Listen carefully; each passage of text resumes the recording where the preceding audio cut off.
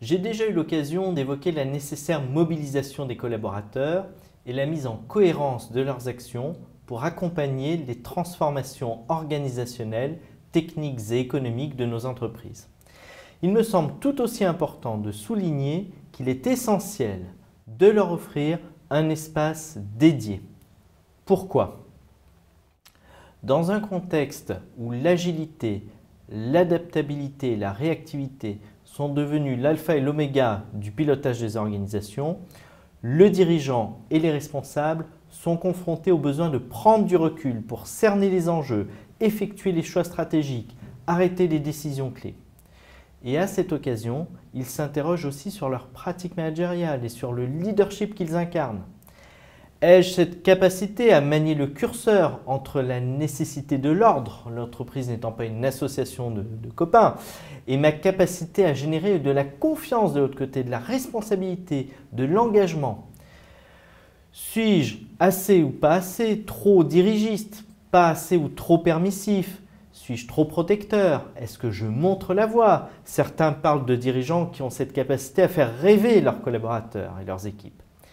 Suis-je exemplaire? Car sans cette exemplarité, aucun message ne porte. Suis-je capable de me mettre en parité avec mon comité de direction sans me sentir dépossédé de mon pouvoir? Et dans ces situations de prise de recul, ils sont souvent confrontés à l'impossibilité de se retourner vers leurs collaborateurs, de se retourner vers leur pairs ou leur entourage proche pour avoir ce retour indispensable. Aussi, quelles sont les attentes récurrentes qu'ont nos clients? D'abord, ils attendent un espace d'écoute et d'écoute active, mais pas seulement. Les premières demandes se traduisent aussi souvent par le besoin de feedback. Ensuite, nos clients sont souvent en attente d'être aidés pour balayer les angles morts, voir ce qu'ils n'auraient pas perçu jusque-là. Il s'agit aussi de les accompagner dans la validation d'options, la validation de pistes, de leur parler d'un retour d'expérience que nous avons été nous-mêmes amenés à vivre, que nous avons pu aussi observer dans d'autres circonstances, dans d'autres entreprises. Et pour moi, il est essentiel d'être à la fois un expert de la relation, c'est-à-dire être capable de nouer une alliance solide avec la personne, de garantir une confidentialité absolue, de donner confiance aussi, éventuellement de donner de la réassurance dans les périodes un petit peu bousculées, délicates. Il est aussi essentiel d'être en capacité de comprendre ce que j'appelle l'écosystème du client. La culture de son organisation est-elle plutôt hiérarchique, plutôt matricielle, voire polycellulaire pour les formes les plus avancées?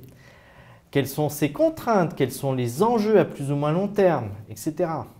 Comprendre l'écosystème du client est essentiel car les problématiques ne peuvent pas être traitées du tout de la même manière selon que notre accompagné travaille dans la pharmacie, dans l'automobile, dans la distribution et l'énergie, selon qu'il soit dans une PME de 150 collaborateurs ou dans la filiale d'un grand groupe mondial, au sein de laquelle des directives pourront arriver à la fois de la division monde, de direction régionale, de services support, avec bien souvent des contradictions significatives.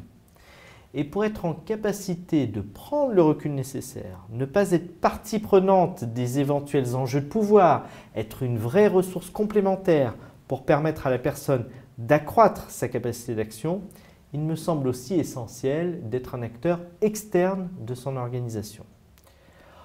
Enfin, il me semble indispensable d'avoir une pratique et une connaissance suffisante de l'entreprise, sous toutes ses formes, pour être en capacité de donner des encouragements à agir, ce que nous appelons dans notre langage des permissions, tout en s'assurant que la personne, le dirigeant, le responsable, ait toutes les protections nécessaires pour conduire son action en toute sécurité. Car il ne s'agit nullement de placer les responsables ou les managers ou de placer leurs équipes et leurs organisations en posture délicate. Pour illustrer ce paradoxe, j'aime beaucoup cette petite métaphore. Lorsqu'une personne apprend à conduire, son moniteur va lui apprendre à accélérer. Mais, je l'espère, il va aussi lui apprendre à freiner. Et c'est pour moi fondamental. Ne pas donner de permission à agir sans protection.